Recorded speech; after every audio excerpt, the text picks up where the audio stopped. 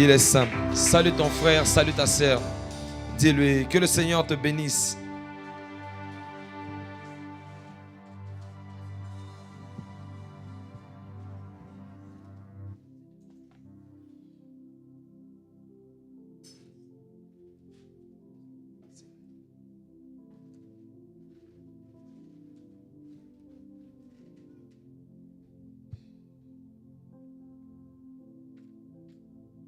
Shalom bien-aimés, que le Seigneur vous bénisse. Je vous salue tous au nom de Jésus-Christ et bienvenue à nos frères qui sont connectés et qui suivent ces instants. Que la paix soit avec vous. Пусть мир Божий будет со всем нами. И приветствуем все те, кто смотрит онлайн трансляции сейчас. Да благословит вас Господь. Аминь. Хорошо. Gloire à Dieu. Nous sommes sur un thème que nous avons commencé le dimanche. Et comme il le faut toujours, nous annonçons depuis le début encore de l'enseignement que nous sommes dans un thème qui est un peu plus profond. Donc nous avons besoin de la concentration pour comprendre. Parce que je suis sûr qu'ici, il ne s'agit pas que de la langue. Déjà qu'en ajoutant la langue étrangère, ça devient compliqué. Mais même en laissant ça en français, ce sont des choses qui sont très profondes. Voilà pourquoi, sois concentré. Ne dis pas que je n'ai pas besoin de ces choses pour ma foi chrétienne. Ce sont les enfants qui parlent comme ça. Ce sont les enfants qui n'ont pas l'intelligence de discerner la profondeur des Écritures, de sonder les Écritures de Dieu, qui disent que je n'ai pas besoin de ça. Pourtant, ils ne savent pas que ce sont des images. Lorsque nous parlons des prophéties, pourquoi nous parlons du message des apôtres et des prophètes, pourquoi je suis beaucoup insistant sur ça? Parce que je crois vivement et ardemment que depuis le temps des prophètes, Dieu révélait déjà par la loi, par les messages des prophètes, par la prédication des prophètes, ce qui devait être fait par Jésus-Christ. Donc pour toi, ça doit être des choses très importantes qui portent une connotation significative et qui t'aident à comprendre l'alliance dans laquelle tu te trouves aujourd'hui. То, о чем мы говорим сейчас, это очень важно, и я всегда подчеркиваю именно проповеди пророков и апостолов. И сейчас Бог больше открывает нам, в чем проповеди пророков, да? не только закона. То, о чем говорили пророка, это были образы. Это была тень того, что должно было прийти и произойти именно в Новом Завете. То есть ты, понимая проповеди пророков, ты будешь разуметь больше и лучше именно о Новом Завете, в котором мы сейчас находимся. Не говори, что мне это не нужно. Те, кто говорят, Ветхий Завет им это не нужно, они просто не понимают, что сокрыто в этом Ветхом Завете. Поэтому мы в воскресенье начали еще говорить об этих очень глубоких вещах. Тут проблема-то не только в языке. Если добавлять иностранный язык, это сложнее становится. Но даже на своем языке это очень глубокие и непростые вещи. Поэтому не время тебе сомневаться, спать или засыпать, заснуть. Время тебе быть с Библией, чтобы она выходила отсюда вся такая подчеркнутая. C'est le temps que ta Bible soit soulignée, plus soulignée. Lorsque l'homme de Dieu parle, tu as ta Bible ouverte, tu vérifies, tu comprends, tu écoutes. Ты смотришь, когда пастор говорит, ты читаешь Библию, ты подчеркиваешь. Аминь. В этой церковь это разрешено. Dans cette église, cela est permis. Que lorsque le pasteur parle, que tu aies ta Bible ouverte et que tu analyses ce que le pasteur dit. Ici, c'est permis. Bien, nous parlons du tabernacle, du mystère du tabernacle. Le mystère du tabernacle. Мы говорим именно о тайне скинии. Le mystère du tabernacle.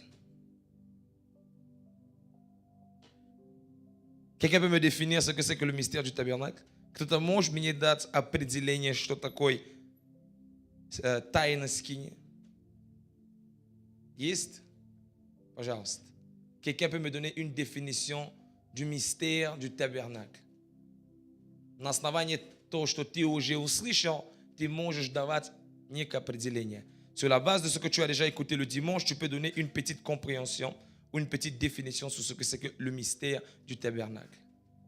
Étant enfant de Dieu, nous avons besoin de connaître ces choses. Parfois, nous écoutons les termes, le tabernacle, c'est quoi? Ça fait 5, 10 ans, 15 ans que nous sommes des chrétiens. Il y a des termes toujours qu'on ne comprend pas, qu'on n'arrive pas à manipuler. Et c'est important de comprendre ces choses-là. Pas parce que nous sommes des philosophes, Parce que Dieu est venu pour nous donner l'intelligence afin que nous connaissions le véritable. Jésus a dit, vous connaîtrez la vérité et la vérité vous affranchira et celle-ci vous rendra libre. Кто хочет сказать мне?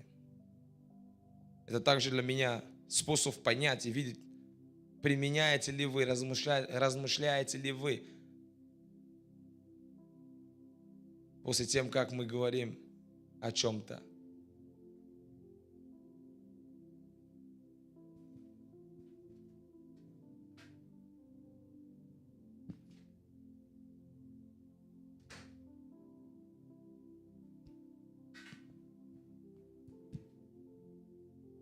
Quelqu'un? Пожалуйста, s'il vous plaît, allons un peu vite.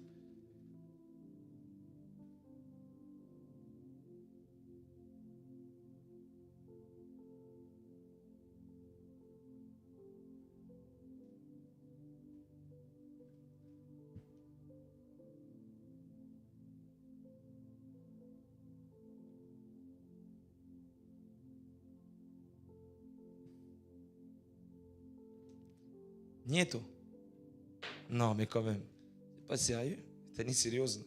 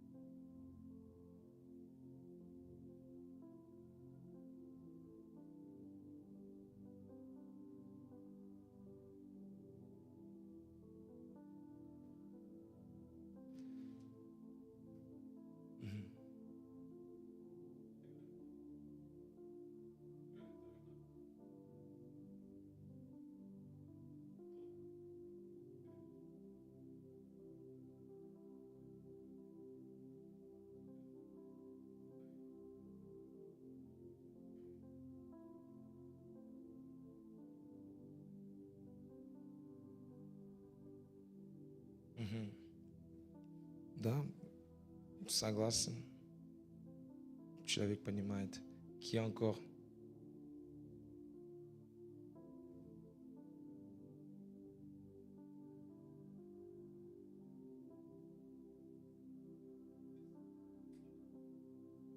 Процесс спасения человека. Ну да, тоже неплохо. Окей.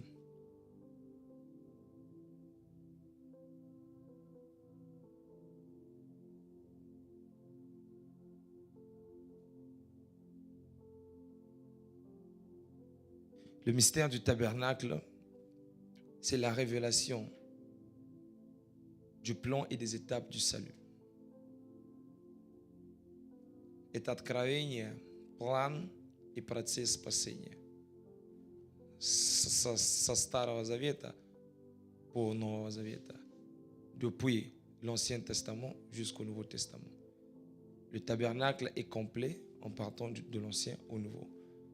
Скиния, оно становится полное, начиная от Ветхого Завета до Нового Завета. Все вместе.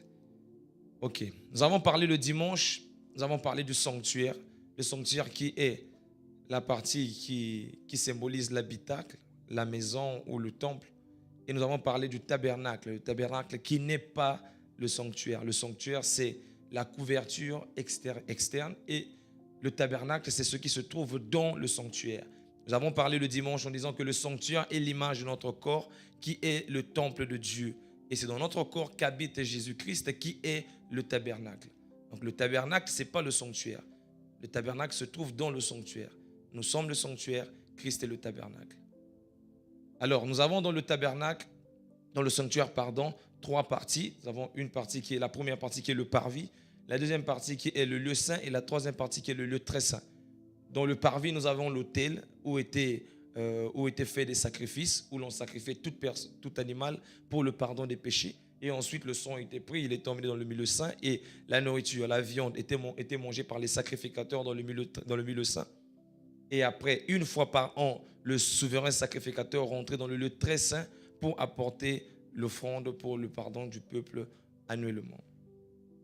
Voilà ce que nous avons dit le dimanche. Et puis nous avons eu ici une table que je vais reproduire ici rapidement. Я также повторю таблицу, которая у нас была здесь в воскресенье, быстро. То есть по-русски я уже объяснил в воскресенье, думаю, вы понимаете.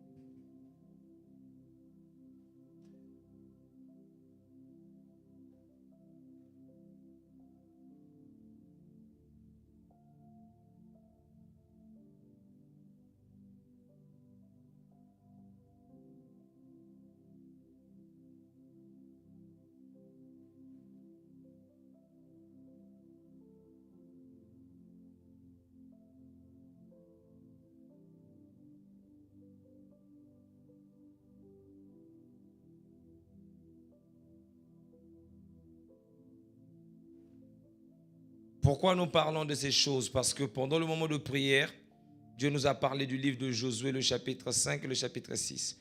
Dans ces livres-là, nous avons vu l'ordre selon lequel Dieu conduisait le peuple israélite pour sa victoire, en plaçant au début les hommes armés, ensuite les sacrificateurs avec les 7 trompettes, 7 sacrificateurs et 7 trompettes, et ensuite en dernier plan venait l'arche de l'alliance. Et la question était de savoir pourquoi Dieu avait-il instauré cet ordre-là. Était-il un hasard?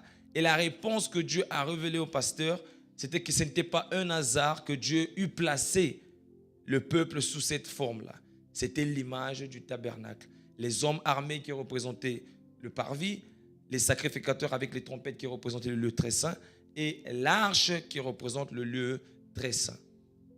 Donc le peuple même ne savait pas en soi que même dans leur situation de combat, ils représentaient le tabernacle de Dieu. Et nous avons révélé le dimanche que c'était une image de dire que depuis l'Ancien Testament, depuis au combat de Jéricho, le Christ, Jésus, était déjà en train de combattre pour le peuple. C'est de la même manière qu'il combat pour nous aujourd'hui. Nous avons dit que Jésus-Christ sur la terre n'était pas sacrificateur. Nous avons dit que Jésus-Christ sur la terre était l'agneau de Dieu qui a été sacrifié par le Père, selon l'image d'Abraham et son fils Isaac. C'est lorsqu'il est mort qu'il est rentré dans le lieu saint, qu'il a été glorifié. Sa nature a été transformée. C'est là où vous voyez, Jésus-Christ, il change de nature, il apparaît aux disciples. Il n'a plus la même nature qu'il avait avant. C'est le lieu saint.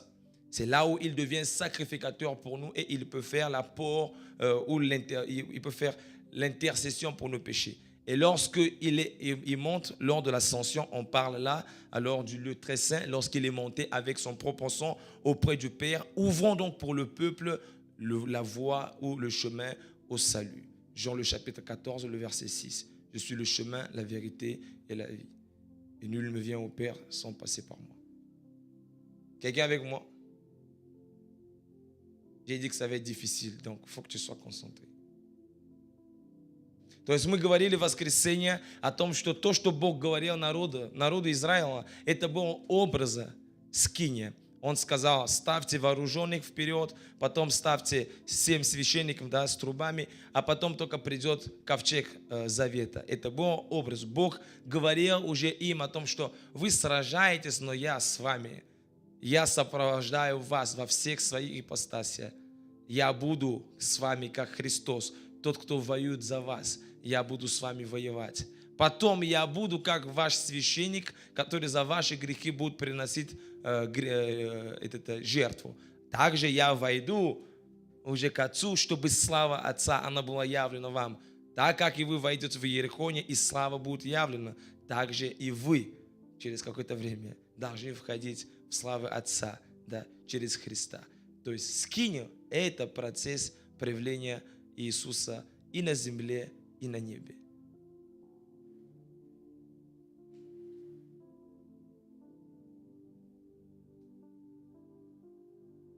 Tu es avec moi?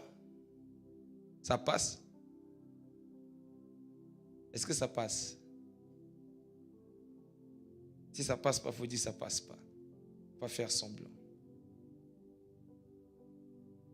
Alors, dans le tableau, nous avons parlé du parvis. Nous avons séparé en trois étapes, qui sont les trois étapes, ou les trois lieux qui représentent le tabernacle. Le parvis, ici, nous avons parlé des Lévites.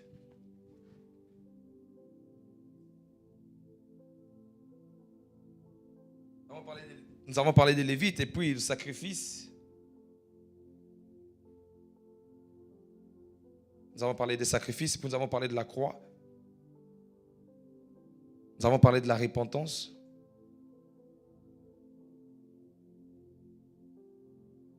Puis nous avons parlé de Jésus. Pour ce qui concerne le parvis. Ensuite, pour le lieu saint, nous avons parlé des sacrificateurs.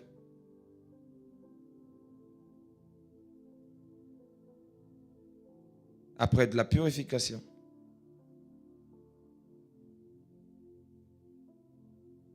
Ensuite de la résurrection.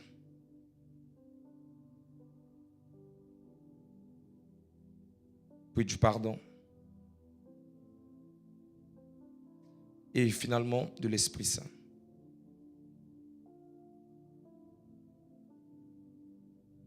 Et dans le lieu très saint, nous avons parlé du souverain sacrificateur.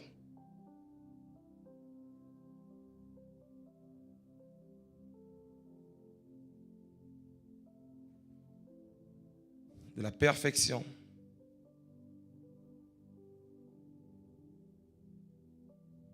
De l'ascension.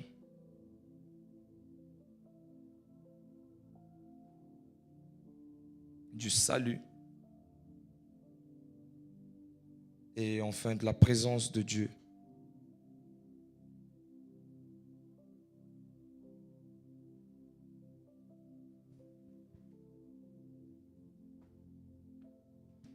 Donc dans ce tableau-là, nous pouvons voir avec perfection comment le Saint-Esprit a révélé ces choses, que les Lévites se trouvaient dans le parvis et c'était leur limitation. Les Lévites n'avaient pas droit d'entrer dans le lieu très saint, qui était réservé seulement aux sacrificateurs. Et tous les sacrificateurs n'avaient pas aussi lieu de rentrer dans le lieu très saint. C'était le souverain sacrificateur qui entrait une fois par année. Et puis dans la case du parvis, nous avons les sacrifices qui étaient apportés sur l'autel pour les pardons des péchés. Et après le sacrifice, la purification avait lieu. Donc la justification avait lieu ici, dans le milieu saint, après que les sacrificateurs eurent consommé l'offrande qui a été apportée. Et après la consommation de l'offrande, il y a la perfection. Donc nous avons l'état où nous rentrons dans le lieu très saint, la perfection, qui est ici. Après nous allons voir l'état du salut. Nous continuons ici. La croix. La croix ne fait pas partie du lieu saint, la croix fait partie du parvis, la cour. Et hier, nous étions à la cellule, Dieu a donné notre révélation par le pasteur Sergueï pour vous faire comprendre que même les Écritures ne blaguent pas. Il y a tellement d'exactitude dans les Écritures que Jésus-Christ a été crucifié pas dans Jérusalem, il a été crucifié à l'extérieur de Jérusalem, mettons l'accent sur la sainteté de la ville qui est comme le lieu saint et l'extérieur de la ville qui est comme le parvis où l'agneau de Dieu qui est Jésus-Christ a été apporté en sacrifice. Certaines personnes liront et penseront que c'est un hasard. Il faut que ces choses-là te soient révélées pour que tu comprennes de quoi il s'agit. Jésus-Christ n'a pas été crucifié en vain. Et lorsque tu comprends ces choses, ta foi devient encore plus fondée. Tu n'as plus aucun doute en qui tu as cru. Et tu n'as plus aucun doute sur le début de l'œuvre du salut depuis la fondation du monde. Et donc la croix fait partie du parvis. Et après la croix, nous avons la résurrection qui rentre déjà dans le lieu saint. Parce que lorsque Jésus-Christ ressuscite, il rentre dans le lieu saint. Et après qu'il soit ressuscité, nous voyons l'ascension. Lorsqu'il monte auprès du Père, il rentre dans le lieu très saint. Donc vous voyez, ici nous sommes déjà à l'époque de Jésus-Christ, mais nous voyons encore l'image du tabernacle révélé. Вот здесь мы во время Христа находимся, но опять же мы видим проявление именно, да, то порядок, который существовал именно в Скине. Иисус приходит на крест во двор, потом Он умирает и воскресает, заходит в святое место, потом Он вознесся, да, и вошел в святое святые, где Бог. Именно так, как это делалось в Ветхом Завете. Сначала двор, потом двор для левита, потом место святое для священника, и потом святое место не для всех священников, только для первосвященника. La repentance ensuite, qui est aussi le processus qui apparaît ici dans le parvis, lorsque nous faisons la rémission des péchés et nous voulons recevoir le pardon de Dieu. Après la repentance, nous recevons le pardon dans le lieu saint lorsque l'offrande est consommée. Après cela, nous recevons le salut lorsque nous sommes sauvés et nous allons au ciel. Et après ça, nous avons Jésus-Christ chair en chair. Jésus-Christ comme étant un homme qui a été sacrifié sur l'autel de Dieu comme étant l'agneau.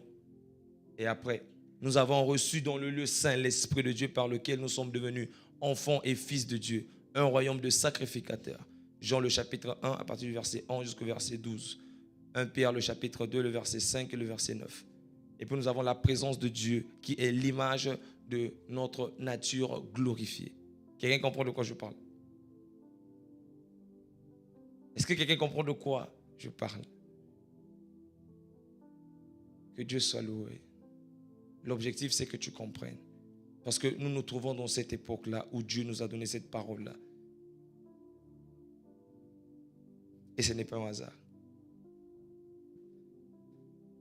Nous avons demandé à Dieu les prophéties de Dieu, les paroles de connaissance, les dons. C'est comme ça que ça agit. Donc, вот тут понятно, да, то есть особо, по-русски понятно. Хорошо, мы идем дальше.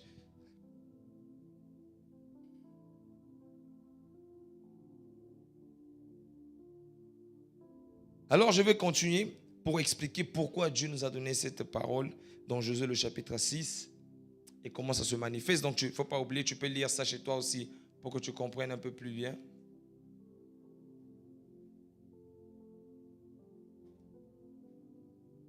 Чтобы ты понимал, да, это прямо про Иисуса Навин, 6 глава. Alors, pour nous, cela veut dire que si nous voulons prendre Jéricho, nous devons d'abord exposer notre corps pour le consacrer à Dieu. Alors Dieu nous annoncera les victoires en avance. Il nous annoncera les dangers au son des trompettes qu'il sonnera. Et ensuite, le règne de Dieu rentrera pour s'installer. Lorsque vous voyez cet ordre-là, qui est homme armé, on va mettre armé une fois pour toutes.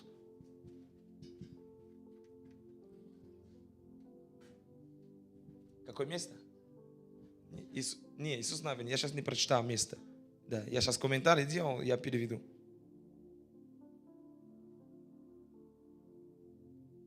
L'armée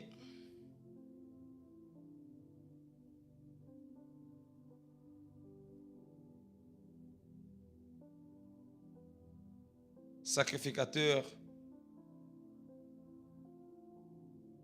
et les trompettes. Puis nous avons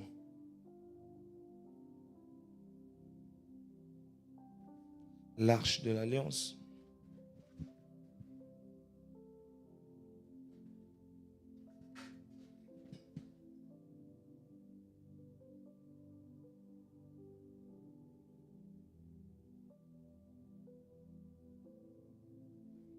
Lorsque nous voyons cet ordre-là, nous comprenons qu'il faut premièrement qu'il y ait le combat. Вот, когда мы видим вот это порядок, армия, священник с трубами, потом ковчег Нового Завета, я сказал тут о том, что для нас, что это значит, что мы должны на самом деле сначала свои тела представить Богу.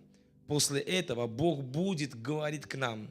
Потому что Бог угодно, Он одобряет человека, который имеет веру. Соответственно, человек, который живет в святости. Да? Еврей, 11 глава. Без веры невозможно угодить Бога.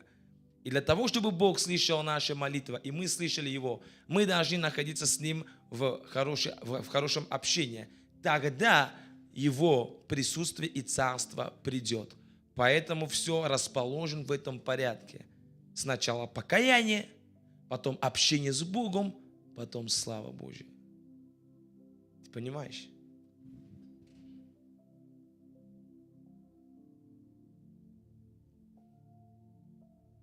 Le combat, ou qui peut être pris comme la repentance aussi. То есть битва или покаяние. Après que nous soyons offerts, consécration. Très important. Посвящение, очень важное слово. Après notre consécration, nous rentrons en communion avec Dieu. Et après la communion avec Dieu,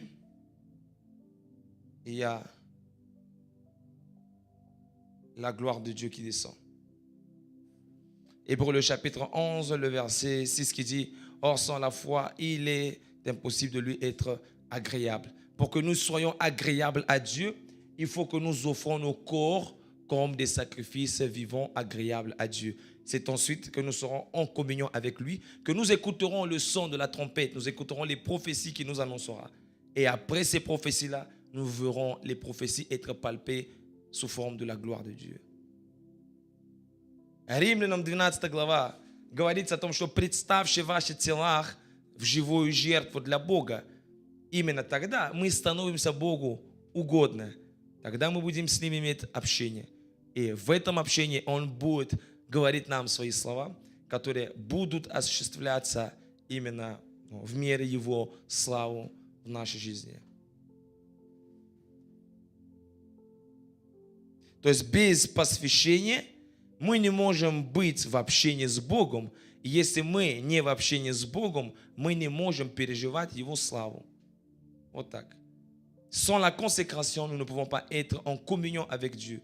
Et s'il n'y a pas de communion avec Dieu, nous ne pouvons non plus vivre sa gloire.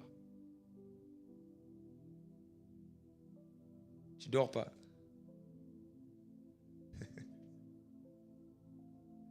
Lucha, arrepentimiento y consagración. Comunión y gloria.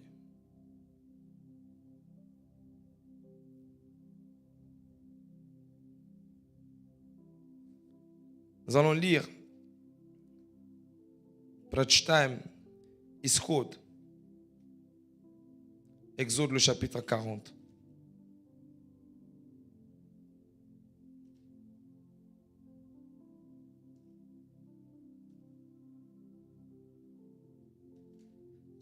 Alléluia.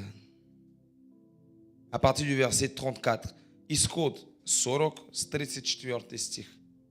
Exode 40 à partir du verset 34. Alors la nuée couvrit la tente d'assignation et la gloire de l'Éternel remplit le tabernacle. Moïse ne pouvait pas entrer dans la tente d'assignation parce que la nuée restait dessus et que la gloire de l'Éternel remplissait le tabernacle. Aussi longtemps que durèrent leur marche, les enfants d'Israël partaient quand la nuée s'élevait dessus le tabernacle. Et quand la nuée ne se levait pas, il ne partait pas jusqu'à ce qu'elle s'éleva. La nuée de l'Éternel était de jour sur le tabernacle et de nuit.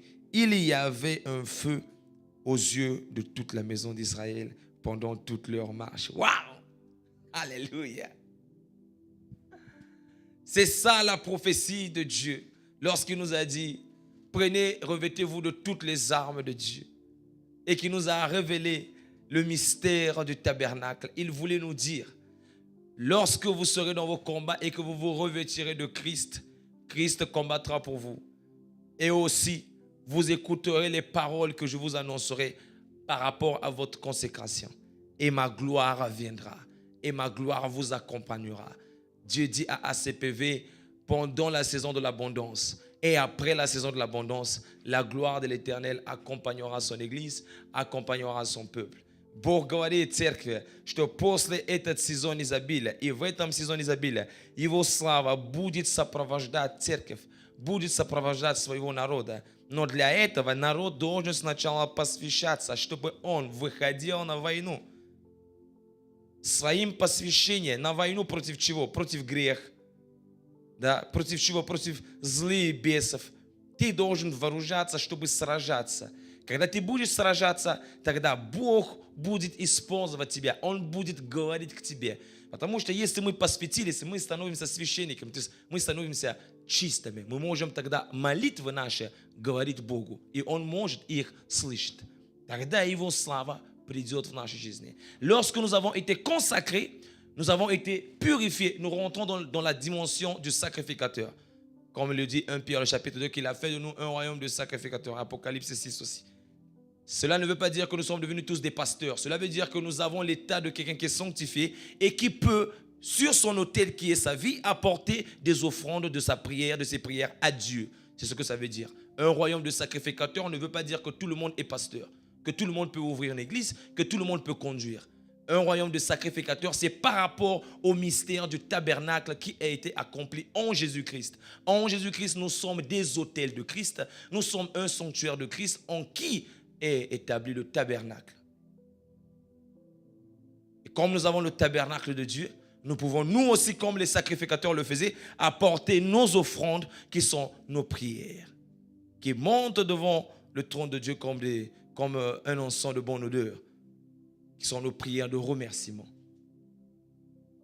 Et lorsque nous avons atteint cet état d'homme pur et saint, justifié par le sang de Jésus-Christ au travers de la foi, par le biais de la foi, alors la gloire de Dieu peut nous accompagner. Alléluia. Oh, nous formons ici à ACPV par la grâce de Dieu des Béréens, la profondeur dans la parole. La profondeur dans la parole. C'est ça que je peux te transmettre le plus. Le mieux que je puisse te donner, c'est ça, la profondeur de la parole. Nous nous appelons comment? Parole de vie. Наша церковь как называется? Слово жизни. Слово жизни. То, что я могу тебе передать лучшего, это глубина в слове. Поэтому мы будем рассуждать глубоко. Потому что мы должны это слово приносить и разделить с этим миром. Когда Слово говорит о том, что Он сделал из нас царство священства, это не о том, что все стали пасторами, все стали призваны именно к служению, пасти людей. Это говорится о том, чтобы скиния, то есть тайна скинии была совершено и завершено во Христе. И теперь каждый из нас является алтарем, на который может проливаться кровь, может делаться жертва умилостивления. То есть своим молитвам ты приносишь жертву умилостивления Богу. И это выходит к Нему как благоугодно, да, фимиал. В этом ты совершаешь именно работу священника. Когда он приносил здесь жертву, выходил сюда, а потом там первый священник заходил. Но тут уже пока нам дверь еще закрыта. Хотя уже открыта, мы еще туда не дошли.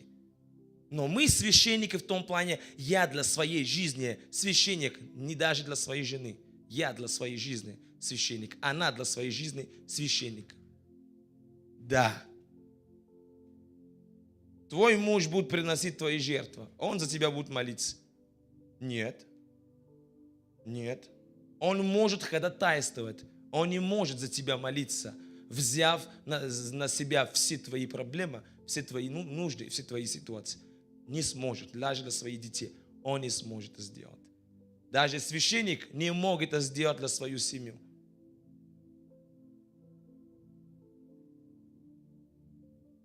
Если это было так, то левиты, они могли делать жертвоприношение, получается, только для левита. У них же были жены, дети. Но они делали для всех остальных коленей, да, Израиля. Получается, ты священник или священница для своей жизни. Это значит, это говорит о том, что если ты согрешаешь, каяться должна ты, не он на твое место. Душа согрешающая будет каяться и будет просить прощения и очищения. Он не может очистить тебя. Когда апостол Павел говорит, что про освящение, он говорит именно делами, свидетельством. То, как я живу, это может повлиять на жизнь другой, чтобы он также подорожал мной и принял то же решение, как принял я. Пошел за Господом. Понимаете, когда Петр пришел к Корнилию, он говорит, ангел сказал Корнилию, он расскажет тебе слова, с которыми ты спасешься, ты и весь дом твой. Весь дом его услышал слова Петра, и весь дом покаялся. Каждый из нас священник для своей жизни. Для своей жизни. Поэтому Иисус говорит в Матфея, Марка 6 глава, 16 глава, ибо каждый, кто примет, да, слово, вот знамения, которые будут сопровождать верующие в Евангелие, в моем имени, они будут говорить на разных языках, наступить на змеи, и ничего с ними не станет. Они будут пить какие-то,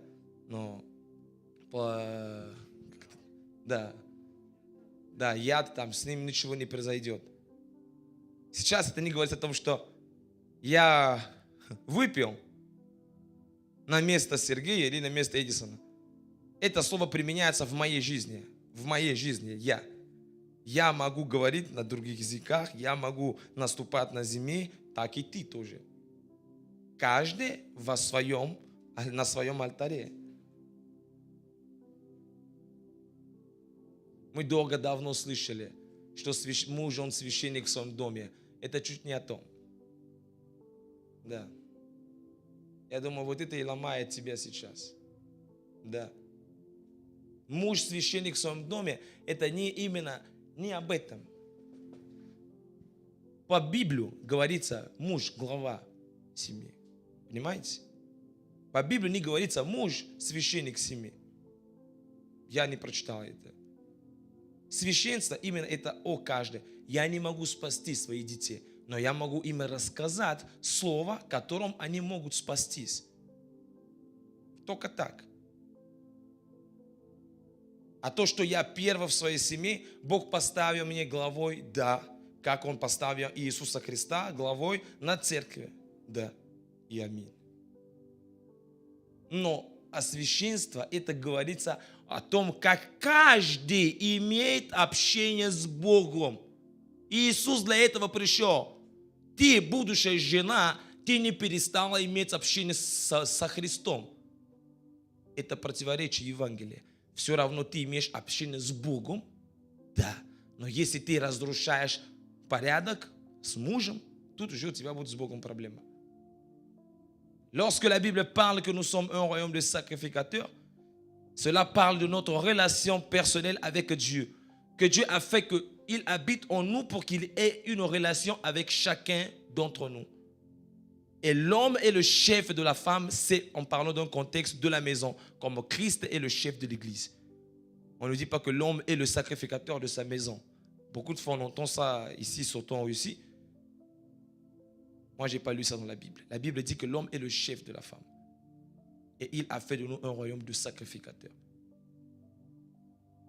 Господь переселился в нас, чтобы мы были с Ним в общении. И Он дал нам свой дух, через который мы взываем Ава, Отче. Бог хотел, чтобы каждый человек, он мог, как священник, приносить жертву хвалы, жертва благодарения, жертва молитвы. Поэтому Бог, Он отдал себя и переселился в человека. Поэтому сегодня, если женщина или говорит, дети говорят, а я не буду молиться, пусть молится муж, пусть молится папа, это неправильно. Извините. И муж, и жена, и дети должны молиться всех по руководству и водительству папа. Он вводить должен это все. Контролировать, курировать. А не то, что я пошел молиться, а вы не молитесь, я один общаюсь с Богом. Тогда он приносит опять такая же схема, как была в Старом Завете, где только священник заходил, а другие не заходили. А сейчас завеса разорвалась. Каждый имеет доступ. Вот видите, каким-то простым истинами вас разрушает простое Евангелие. То есть то, во что вы верили, это все разрушается опять. А с другой стороны подтверждает, что Христос умер за нас. Он умер за нас, чтобы мы имели доступ к Нему. 1 Тимофея 3 глава. Ибо есть один посредник между Богом и людьми. Иисус – человек. Кто понимает, о чем я говорю?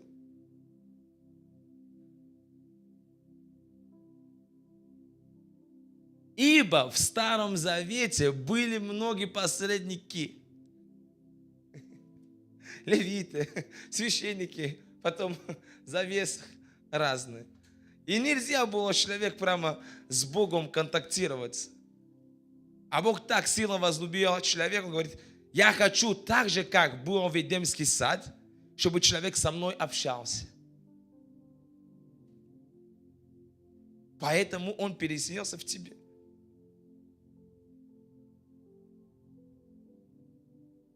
Так что это неплохой формулировка, если скажет тебе, что ты священник своей жизни, да. Это правильно, это неплохо. Si on te dit que tu es sacrificateur de ta vie, ce n'est pas mauvais, c'est vrai. Да, я священник. А разве я не могу скрыть что-то от жены своей? Могу. Жена не может скрыть что-то от мужа? Может. И когда она скрывает, допустим, жена изменяет мужу, и муж об этом не знает, вы как думаете, что он как священник что готов сделать для нее? Написано, в день суда или в день вознесения двое будут в кровати. Угу. Один вознесется, а другой останется. Так что, когда люди пытаются соединить спасение с замужеством, они что-то перегибают палки. Это вообще две разные темы. Есть замужество, это одна тема. И есть спасение, это другая тема. Lorsque les gens mélangent le mariage et le salut, ils mélangent deux thèmes différents. Une chose, c'est le mariage, et une autre, c'est le salut.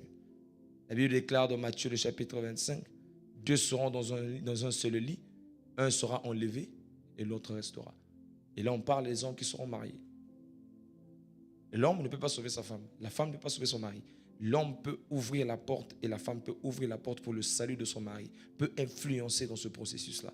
Mais le salut reste toujours individuel. Voilà pourquoi moi je ne crois pas en ces choses-là.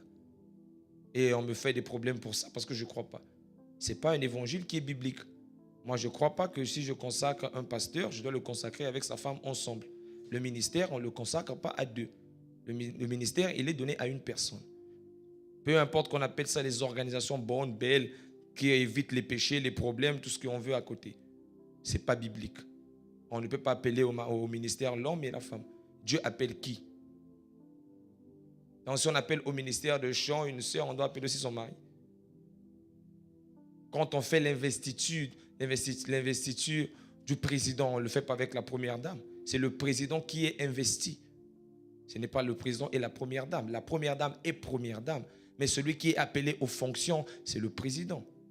Mais à cause de cette façon de faire, les gens croient aujourd'hui que comme mon mari prie pour moi, moi je suis sauvé. Comme ma femme prie pour moi, moi je suis sauvé. Comme ma femme est appelée, moi je suis appelé. Comme mon mari est appelé, moi je suis appelé. Non, ça ne fonctionne pas comme ça. Aujourd'hui, dans le Nouveau Testament, c'est la preuve que Dieu a manifesté son amour pour chacun. Il s'est installé en chacun de nous pour que chacun de nous ait relation et communion avec Dieu. Que chacun de nous mène les batailles avec Christ. Каждый из нас в Новом Завете, как в Старом Завете во время Иисуса Навина, каждый мог битвы свои вести со Христом. Каждый. Христос воюет за меня. Он воюет за мою жену. Он воюет за мои будущие дети. Он воюет за церковь. Именно для этого Он пришел, чтобы мы имели возможности им вести битву и быть в общении с Ним.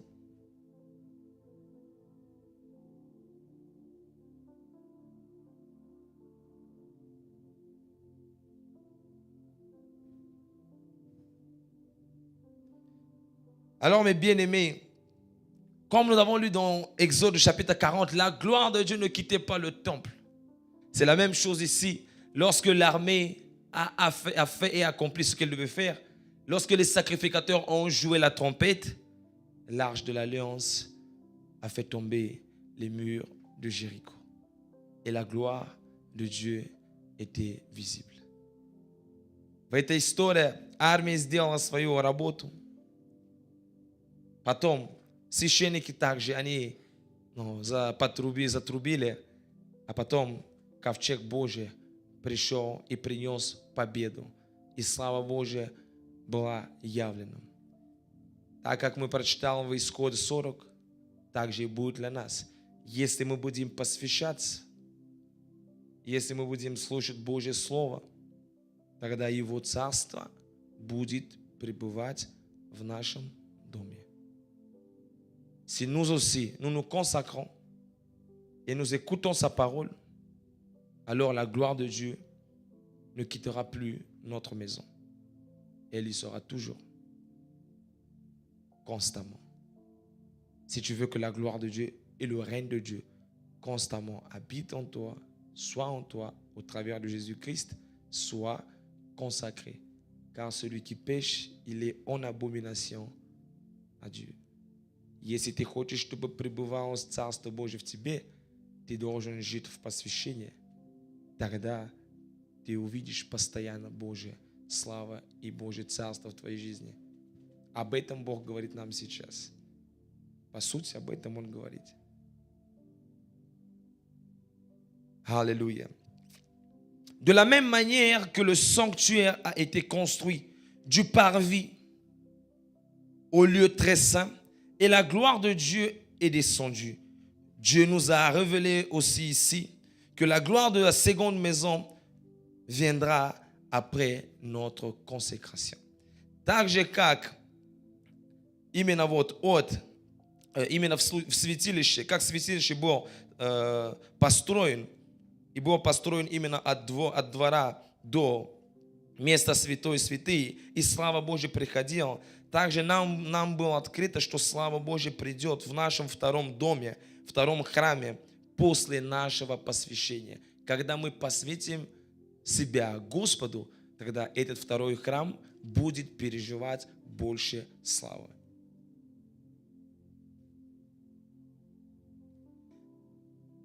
Nous passons donc du sacrifice de nos corps à la gloire de Dieu.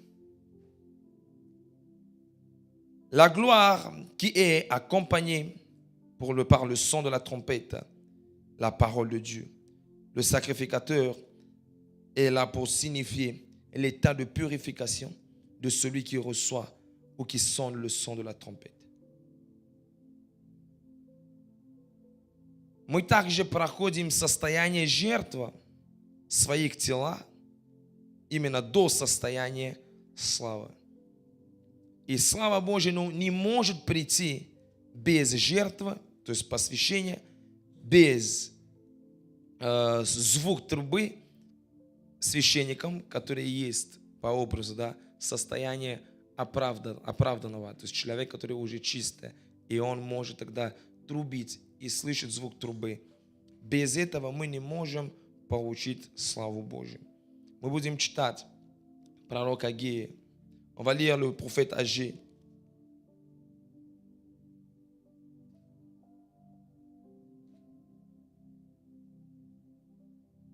Est-ce que ça va? Все хорошо. Est-ce que ça va? Est-ce que ça rentre?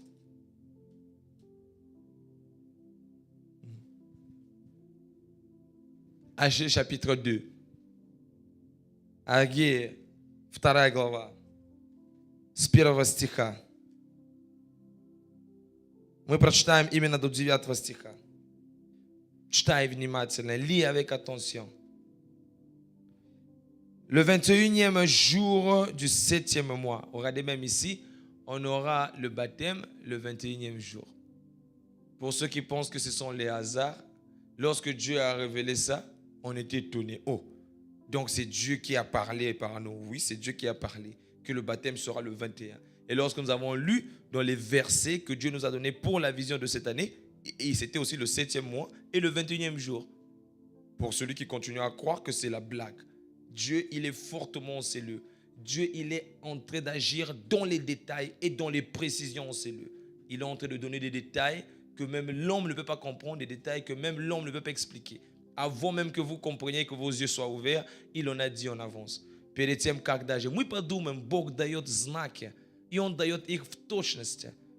7-й месяц, 21-й день, день посвящения, день, в котором мы будем крестить. То есть Бог уже задумал, что в 7-й месяц мы будем крестить. И это не задуманным человеком. Совпадение. Для неверующих, да, совпадение.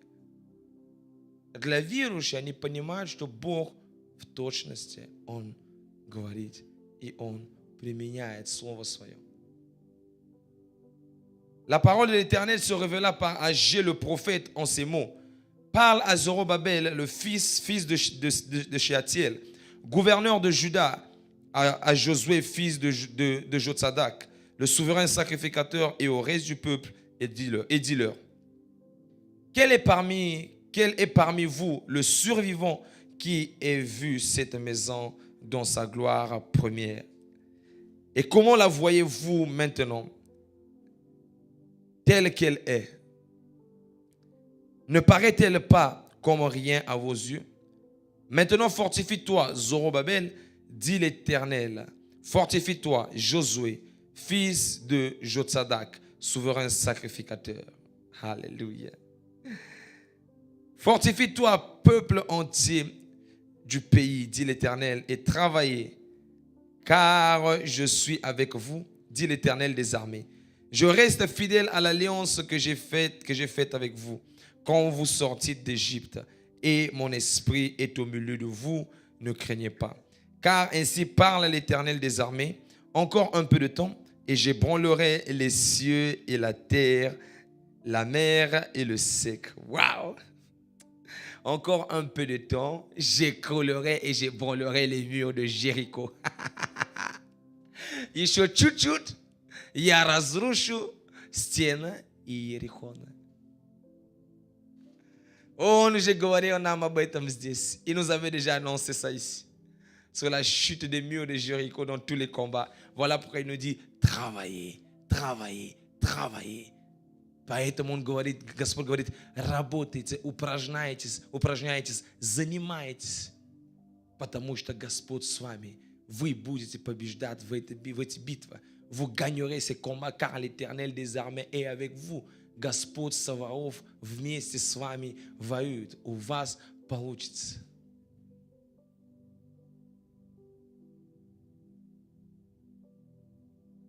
Седьмой стих, le verset 7. J'ébranlerai toutes les nations. Oh, les trésors de toutes les nations viendront. Waouh! Il ébranlera toutes les nations comme il a ébranlé Jéricho. Et regardez, souvenez-vous, l'or, l'argent de Jéricho a été ravi et a été emmené dans le trésor de Dieu, dans le pays de Dieu, en Israël. C'est la même chose qu'il dit pour son église. Église, pendant cette saison d'abondance, les trésors des pays et des nations seront dépouillés et vous seront donnés. Я возьму все сокровища нации, они придут к вам. Также народ Израиля в этой битве Иерихона, они взяли сокровищницу, да, именно народ Иерихона, и они представили или посвятили это Господу, в дом Господний, то есть в нации Израиля. Бог заранее все говорил нам. Когда сейчас Он говорит тебе про эту битву, если ты мудрый и ты пророк, ты понимаешь, о чем это. Meu Pai da glória. Oh, santo, santo. Он сказал сокровищницу нации, les trésors des nations. et compté sur la terre de l'abondance, ils ont battu combien de nations? Вау! И тогда считайте, сколько наций народ Израиля победил именно в на этой земле изобилия. Сколько наций? Поймешь, сколько сокровищницу ты возьмешь. Аллилуйя. Они придут, они придут. О, Агей, это давно, прошла эта история, давно. Oh, j'aime ça. J'aime la parole. Waouh! Et je remplirai de gloire cette maison. Я наполню славу этот дом. Исход 40, который вы просто прочитали. Exode 40 que nous venons de lire. Que après que le tabernacle fut instauré et installé, la gloire de Dieu descendue sous une forme de nuée. После тем, как скину было сделано, после тем, как Христос был превознесен, тогда слава Божья пришла. Потому что скиню – это образ Христа. Le tabernacle, c'est l'image de Christ. Une fois que Christ est élevé, c'est alors que nous connaissons qu'il a envoyé. La gloire de Dieu ne peut pas venir si le Christ n'est pas élevé dans un endroit. Слава Божья не может прийти, если Христос не превознесен. Так же, как Моисей превознес землю, так же Сын Человеческий должен был быть прославлен, превознесен, дабы всякий верующий в Него не погиб, но имел жизнь вечную. Révélation. Comme Moïse éleva le serpent d'airain dans le désert et que tous ceux qui regardaient au serpent étaient guéris des morsures. De même, le Fils de l'homme doit être élevé pour que ceux qui regardent à lui ne périssent point, mais qu'ils soient sauvés. C'est ça la dimension et le mystère du tabernacle qui est révélé, par lequel la gloire de Dieu éclate. Et il vous a dit, si vous vivez dans la consécration, c'est de cette manière que vous élèverez Christ dans vos vies et la gloire de Dieu 100% éclatera au milieu de vous. Et les trésors des pays viendront à vous. Vous n'aurez plus besoin de pleurer l'argent. L'homme qui vous parle, lancez-le à ses témoignages. Je ne pleure pas l'argent. Je ne pleure pas l'argent, je ne cherche pas l'argent. Voici les miracles. Voici les miracles qui accompagneront ceux qui auront cru. Une prédication qui n'a pas de témoignage est une prédication vaine. Une prédication qui n'a pas de miracle accompagnée d'une prédication vaine. Mes frères et mes sœurs, je vous l'annonce, lorsque vous vous sacrifiez à Dieu, il fait accompagner votre vie par des prodiges et par des miracles. Когда вы посвящаетесь Господу, Он сопровождает ваши жизни знамения и благословения. Я это переживаю в своей жизни и вижу это. Господь даст нам, чтобы сокровищницы, они бежали к нам. Как рыбочки, они бежали прямо в сеточке, да, Петра. Также они будут бежать к нам. Не Петр стал бежать к рыбам. Рыба, вы здесь? О, Петр без Христа, он бежал за рыбой. Но Петр со Христом, он ждал рыбы. Да, gloria. Pierre, sans Jésus, il courait vers les poissons. C'est la dimension des chrétiens qui ne connaissent pas qu'ils ont un père. Au lieu d'aller auprès de leur père, ils vont vers le monde. Ils cherchent les choses du monde. Mais Pierre, avec Jésus à côté, les poissons ont couru vers Pierre. Depuis que tu cours après l'argent, l'argent est où? Depuis que tu fais tous les sacrifices pour l'argent et tu as abandonné l'assemblée de Dieu, l'argent est où? Tu as mal au dos, tu ne dors pas bien. L'argent est où?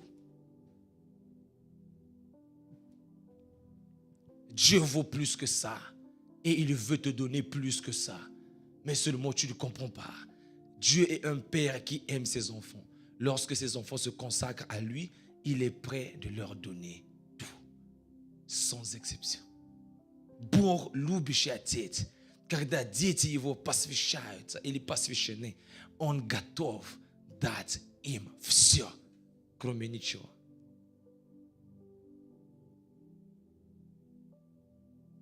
Аллилуйя. Он тут уже говорил нам о том, что дом наполнится славой. La maison sera remplie de gloire. Merci, Jésus. Спасибо тебе, Господь. 8 стих. L'argent est à moi, et l'or est à moi, dit l'Éternel des armées. Серебро и золото мое, говорит Господь Саваоф. Мое. Так же, как и в истории Иисуса Навина, он говорит, вы войдете в этом городе, серебро, золото мое.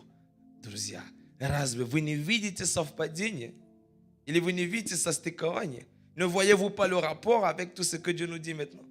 Et le verset qu'il nous a donné pour accompagner la saison de l'abondance. Quand il a dit au peuple d'Israël que l'argent, les trésors, ça sera pour moi, emmener ça dans la maison de l'Éternel. Il dit ici, l'or et l'argent sont à moi.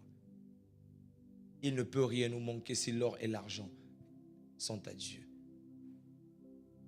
Я не верю, что мы можем быть таким нищим, если золото, серебро нашему Богу принадлежат. Но нам не об этом попроповедовать. Они не стали об этом проповедовать. Они не стали об этом просить. Понимаете? Они не просили об этом.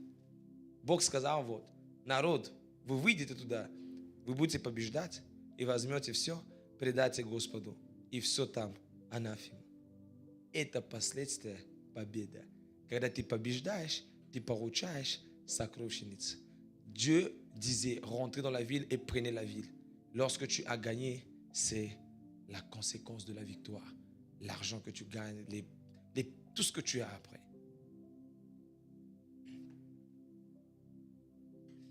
Quelqu'un comprend ce que l'Esprit dit en ces lieux?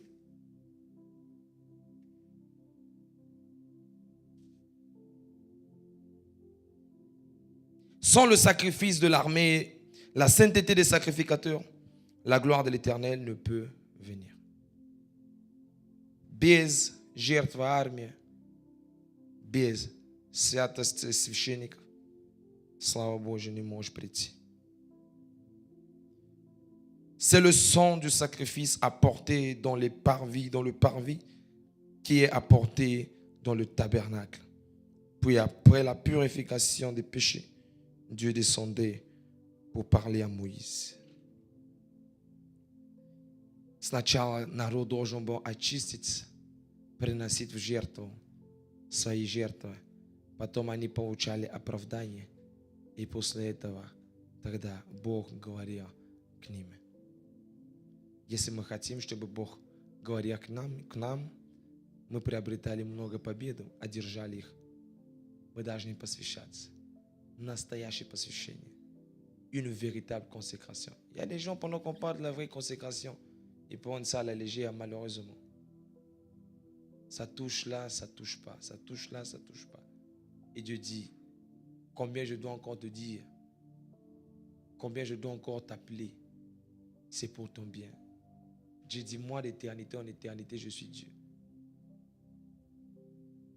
La vraie consécration emmène la constance du рègne. Настоящее посвящение приносит постоянное Царство Божие в нашей жизни. Я хочу это иметь всегда. Поэтому я хочу приносить себя в жертву всегда. В жертву. Et je veux toujours avoir cet état-là. Et je veux me donner toujours en sacrifice ici. Et je serai agréable à Dieu. Et toi aussi, tu peux être agréable à Dieu. Si tu te donnes en sacrifice. Pourquoi les gens ne voient pas la gloire de Dieu, ne la vivent pas? Et les gens deviennent des maçons, des féticheurs, même dans l'église, des occultistes, des menteurs, parce qu'ils n'arrivent pas à se donner en sacrifice. Celui qui est donné en sacrifice, il reçoit ce qui appartient au règne de Dieu. Gloire à Jésus. Est-ce que vous voulez encore les révélations? Il y en a encore beaucoup. Вы еще хотите revelation? Их еще много. Вот это вы можете забыть сейчас. Эта проповедь закончилась. Вы можете понимать, да, все то, о чем Господь говорил к нам prêt à rougir. Cette prédication en soi, elle est finie. Vous pouvez comprendre ce que Dieu nous disait quand il nous parlait de prenez le casque du salut, revêtez-vous de toutes les armes, sortez contre Jéricho, tout ça, tout ça. Et on va faire maintenant une analyse supplémentaire. Теперь мы сделаем дополнительную анализ. Все хорошо? Okay.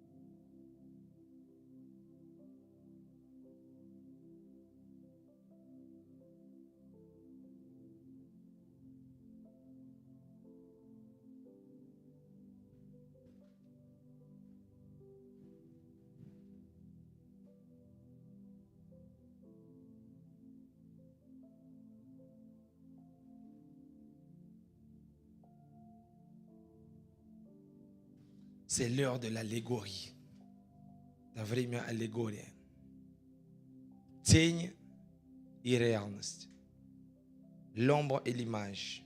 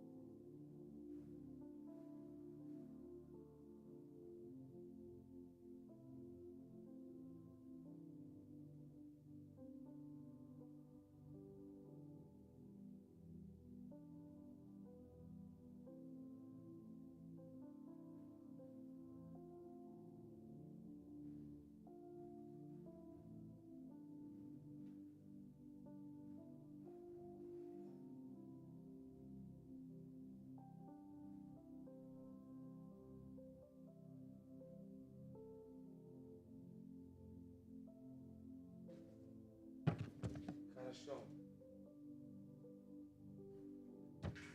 Мы подышали чуть-чуть, on a respiré un tout petit peu. Хорошо.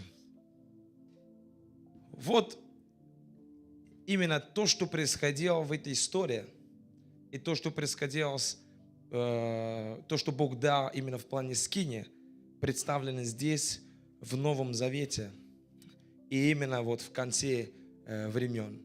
Voici ce que Dieu avait dit selon le tabernacle et ce qui s'était passé dans l'histoire de Jéricho. Le 6e chapitre, c'est l'image de la fin des temps et des derniers temps. Voilà pourquoi j'ai écrit ici l'ombre, les événements qui se sont faits à l'époque, au temps de Josué, dans la bataille de Jéricho. Et de l'autre côté, nous avons les événements qui représentent la fin des temps. Pour ceux qui pensent que la Bible, c'est un conte, que ça n'a pas de sens, qu'on n'a pas besoin de lire l'Ancien Testament. Si tu ne lis pas l'Ancien Testament ou si tu ne comprends pas même les chiffres qu'on donne dans l'Ancien Testament, tu ne comprendras pas aussi les choses dont on parle dans le Nouveau Testament. Если ты не понимаешь иногда цифры, которые говорится в Ветхом Завете, какие-то, что там говорятся, перечисляют, иногда имена просто. Если ты не захочешь разбираться, ты также не поймешь откровение. Все то, о чем я написал здесь, это откровение. Книга откровения, которую Бог открыл мне. C'est le livre de la révélation, de l'Apocalypse que Dieu m'a révélé sur le fond et la base de l'histoire de la bataille de Jéricho. Alors, nous avons dans la bataille de Jéricho le peuple d'Israël qui se bat. C'est l'image de l'église aujourd'hui. У нас есть народ Израиля, который ведет битву против Иерихона. Это церковь сегодня. Иерихон сегодня – это Вавилон, это система этого мира. Et Jéricho aujourd'hui, c'est Babylone, c'est le système de ce monde. Nous avons les 7 sacrificateurs qui portaient les 7 trompettes. Ce sont les 7 anges. On va lire Apocalypse. 7 священники, которые несли ковчег Божий, это 7 ангелов, которые представляют также пасторы. Мы прочитаем Откровение. Откровение 1 глава, 19 стих и 20. Apocalypse chapitre 1, le verset 19 et 20. Écris donc les choses que tu as vues et celles qui sont et celles qui doivent arriver après elles. Le mystère des 7 étoiles que tu as vues dans ma main droite et des 7 chandeliers d'or. Les 7 étoiles sont les 7 anges, des 7 églises et les 7 chandeliers sont les 7 églises. 7 anges des églises. Or, dans l'église, il y a des sacrificateurs. 7 ангелов для 7 церквей.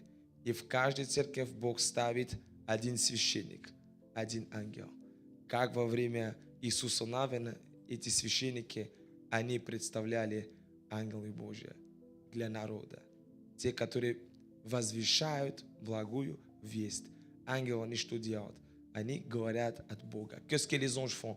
Ils annoncent les desseins de Dieu. Et c'est ce que l'ange de l'église aussi fait en ce moment. Il annonce les desseins de Dieu. Il sonne la trompette pour annoncer au peuple les desseins du Seigneur. 7 trompettes, qui sont 7 trompettes aussi qui seront jouées au temps de la fin. Это также 7 трубы, также 7 трубы, которые будут звучать именно в день, в последние времена, в последний день. L'armée d'Israël, l'armée céleste, les 4 esprits de Dieu qui contrôlent les 4 coins cardinaux du monde. Армия Израиля и армия Божья. 4 духи Божьи, которые распространяются по каждой части мира. Они будут именно осуществлять Божий суд. Они пойдут и разрушат этот мир. Les 4 esprits de Dieu souffleront et il y aura la destruction de la terre. Les 7 jours, ce sont les 7 sceaux et les 7 âges de l'église. 7 дней – это 7 печати, говоря именно, то есть о том, что будет происходить времена, которые пройдет именно церковь, также 7 церквей. 7 дней – это образ 7 церквей. Каждый день было представление, то есть состояние одну церковь. То есть один день одна церковь, второй день другая церковь, третий день третья церковь. Один день первая pечать, vторой день вторую печать. Alors nous voyons ici 7 jours, 7 sceaux qui sont 7 temps. Ne dors pas, réveille-toi. Et 7 églises. Donc, un jour, une église. 2 jours, 2 églises. 3 jours, 3e église. Un jour, le premier sceau est ouvert.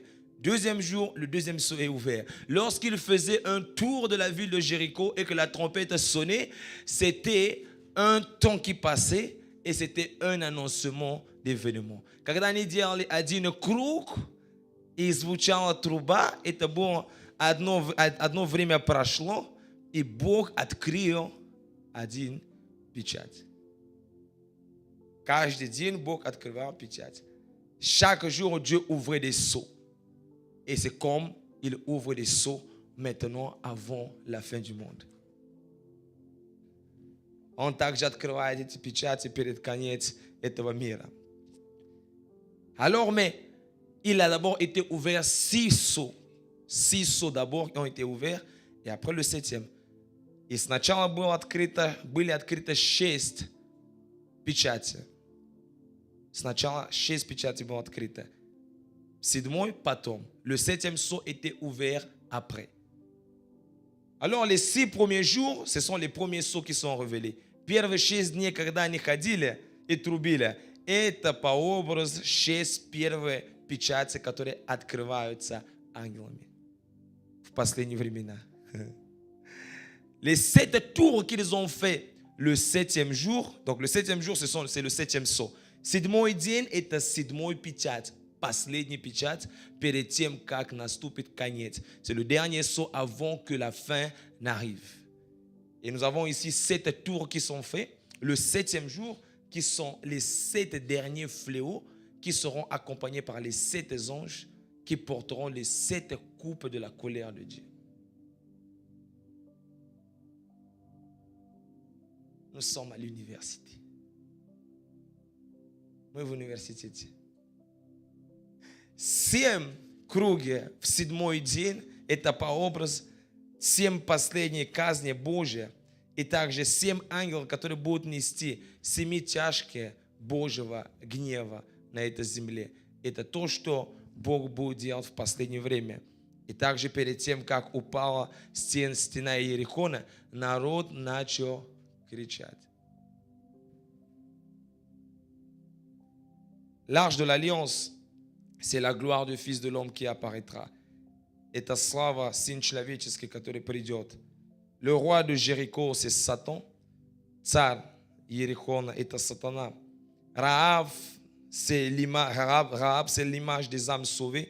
Это по образу души, которые спасены. Les 2 messagers dans l'histoire de Josué, qui étaient Josué et Caleb, qui ont entré chez Rahab et qui furent protégés, qui ne furent pas tués, c'est l'image des 2 témoins de la foi, Moïse et Élie, qui sont des types de Christ, qui annoncent, je coupe.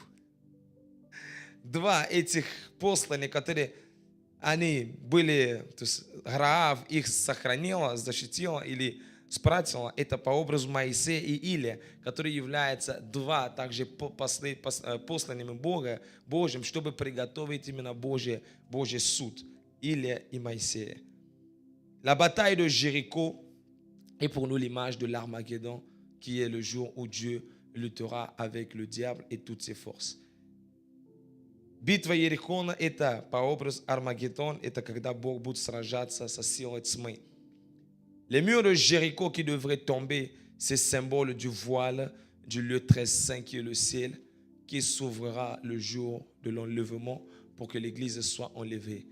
Стены Иерихона – это по образу завес, который сейчас держится, чтобы мы не вознеслись. И в день суда или в день вознесения придет Христос, и тогда эти стены не упадут, и мы сможем вознестись на небо и быть вместе со Христом.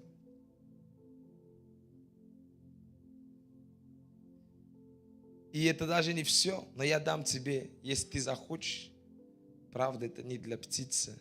Ты можешь поразмышлять. 7 дней, 7 печать, 7 церквей. Ты можешь поразмышлять. Ефесская церковь, первая печать. Смирская церковь, вторая печать. Пергамская церковь, третья печать. Тиатира, четвертая печать. Сардис, пятая печать. Филадельфия, да, шестая печать. И Лаодикейская церковь, седьмая печать. Если тебе нравится Revelation, вот, пожалуйста, тебе домашнее задание. И поищи, как это относится к святилищу и к скинию. Pour ceux qui aiment la parole, pour ceux qui aiment la révélation, je vous donne un exercice à faire à la maison. Les 7 églises, les 7 âges et les 7 temps. L'église, l'âge d'Éphèse, qui est la révélation du premier sceau, l'ouverture du premier sceau. L'église de Smyrne, qui est l'ouverture du deuxième sceau. Pergame, qui est l'ouverture du troisième sceau. Thyatire, qui est l'ouverture du quatrième sceau. Sardès, qui est l'ouverture du 5e sceau. Philadelphie, le 6e sceau. Laodicée, le 7e sceau. Alors explique comment les 7 âges de l'église, des 7 églises, trouvent leur emplacement dans le tabernacle de Dieu. Si tu aimes la parole. Ou si tu veux être profond, ça c'est pour toi. Если ты хочешь быть глубоким, это для тебя.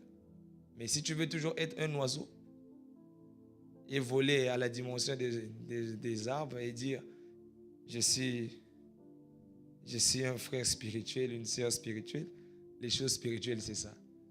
Lorsqu'on voyait les prophètes de Dieu qui venaient parler, ils disaient des mystères comme ça. Entraîne-toi à cette profondeur-là. Et Dieu, il est là pour nous donner des révélations. Il est le même hier, aujourd'hui, éternellement. Ce n'est pas qu'au pasteur seulement que Dieu donne les révélations. Dieu donne les révélations à tout le monde. Не только пастору Бог дает откровение всем. И мы все можем поиметь от Бога эти откровения. Поэтому ты размышляй, копай дальше. И я знаю, что ты будешь получить еще больше. Je sais que tu recevras encore plus si tu cherches, si tu médites. Ça peut être compliqué, oui, mais lorsqu'on prie, on demande de l'aide de Dieu, Dieu finit par nous aider, il nous ouvre les yeux. Vous voyez, je crois que tout ce qui est écrit dans les Écritures a été écrit pour que cela nous soit révélé dans tous les détails. Et Dieu peut te révéler cela. Amen. Nous allons prier Dieu, mais pas moi, tu vas incliner ta tête. Seigneur, merci pour ce moment. Merci pour ta parole. Merci pour cet enseignement sur le sanctuaire, sur le tabernacle de Dieu, ce mystère que tu nous as révélé conformément à la saison et le temps dans lequel nous nous trouvons et les luttes et les batailles auxquelles nous faisons face. Je te rends des actions de grâce parce que tu donnes toujours ta parole au bon moment pour nous donner la révélation de comment nous devons nous tenir, de comment nous devons entamer nos batailles. Et tu nous donnes l'espérance en Jésus-Christ qui est notre tabernacle, par lequel nous vaincrons, par lequel nous avons la victoire.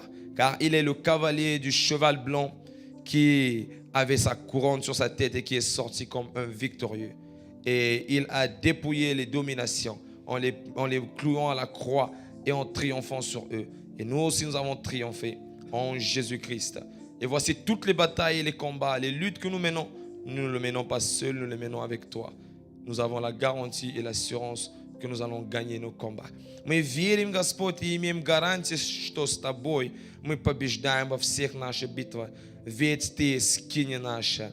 Ты скиния, которая переселился в нас, дабы мы имели вот эту победу, чтобы мы имели силу сражаться против сил этого мира, сил сатаны и дьявола. Ведь Ты победил их, Господь, на кресте. И мы идем вместе с Тобой. И в это время, в этом сезоне, когда предстоят битвы, мы ожидаем победы, и мы ожидаем славу Твою, которая постоянно будет находиться в нашем храме. Также в нашем физическом храме, в наше тело и в церкви, Господь, в нашей жизни. Я молюсь и прошу, чтобы как народ Израиля одержал победу над Иерихоном, как эти стены пали, Господь. В этом месте пусть падают всякая стена пусть падает. Когда мы будем посвящать себя, посвящать Твой народ Тебе, чтобы все стены не пали. Когда мы будем крестить этот народ, я молюсь, чтобы мы имели общение с Тобой, и слава Твоя, она была явлена во имя Иисуса Христа. Я верю, что с Тобой все возможно. Нет ни одной битвы, которую мы не могли бы победить вместе с Тобой. Господь, веди нас, Ты наш воин, Господь, и Ты победитель наш. И мы в Тебе имеем победу. Благодарим Тебя, и мы величаем Тебя, и поклоняемся Тебе. И помоги нам быть тем святилищем, Господь, и тот храм, который хранит скинию, который хранит присутствие Божие. Дай нам быть алтарем, Господь, где мы делаем жертву наше приношение, где мы жертвуем все то, что не в славе, в хвале Тебе, и мы очищаемся, чтобы Ты проявлялся больше в нашей жизни. Господь, умоляй нас, а Ты больше проявись во имя Иисуса Христа. Аминь. Воздай Ему славу, acclame le Seigneur.